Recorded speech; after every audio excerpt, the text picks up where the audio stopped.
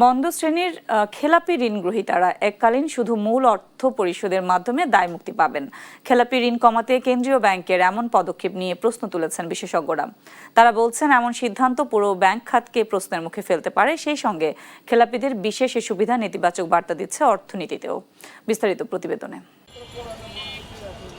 খেলাপি ঋণ কমাতে মরিয়া বাংলাদেশ ব্যাংক। একের পর এক সুবিধা আর ছাড়ের ছড়াছড়ি এখন খেলাপিদের জন্য। এবার খেলাপি ঋণ কমাতে বড় ছাড় দিয়েছে কেন্দ্রীয় ব্যাংক। এখন মন্দ বা খেলাপি ঋণের পুরো টাকা এককালীন পরিশোধ করে দায়মুক্ত হতে পারবেন গ্রাহকরা। নতুন এই সিদ্ধান্তের ফলে ব্যাংকার গ্রাহক সম্পর্কের ভিত্তিতে যেসব খেলাপি ঋণ অনাদায়ী পর্যায়ে চলে গেছে, সেসব ঋণের আসল অংশটুকু আদায় করে পুরো সুদ মওকুফ করে সেই ঋণদাতাকে এক্সিট সুবিধা দেওয়া যাবে। তবে এই ঋণ পরিশোধ করতে হবে আগামী 31 ডিসেম্বরের মধ্যে। বাংলাদেশ ব্যাংকের এমন সিদ্ধান্তকে অনৈতিক বলছেন বিশেষজ্ঞরা।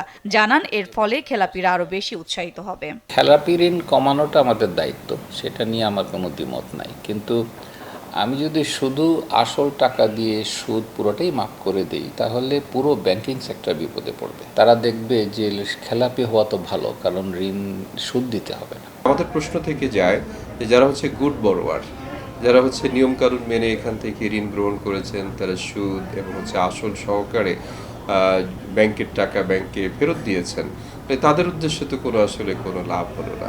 খেলাপিদের জরিমানার বদলে পুরস্কৃত করার এই সিদ্ধান্ত নিয়মিত গ্রাহকদের মধ্যেও ভুল বার্তা দিচ্ছে বলছেন তারা। মানুষের চিন্তা তো এভাবে আসেই যে আমি লোন নিলাম, আমি খেলাপি হলাম না, আপনি লোন নিলেন, আপনি খেলাপি হয়ে গেলেন, এখন আপনি সুদ দিবেন না, কিন্তু আমি যেহেতু খেলাপি হই নাই আমাকে সুদ দিতে হচ্ছে। এটা আমার মনে হয় চিন্তা করা উচিত। যারা দুষ্ট বড়োয়ার আছে তারা কিন্তু আসলে প্রত্যক্ষভাবে এখানে রিওয়ার্ডেড হচ্ছে, পুরস্কৃত হচ্ছে। বাংলাদেশ ব্যাংকের তথ্য বলছে, ডিসেম্বরে দেশে মোট খেলাপি ঋণ ছিল 5,57,217 কোটি টাকা, যা মার্চের শেষে 31,487 কোটি টাকা বেড়ে 5,88,704 কোটি টাকায় দাঁড়িয়েছে। সাদিয়া লাবনী, দেশ টিভি, ঢাকা।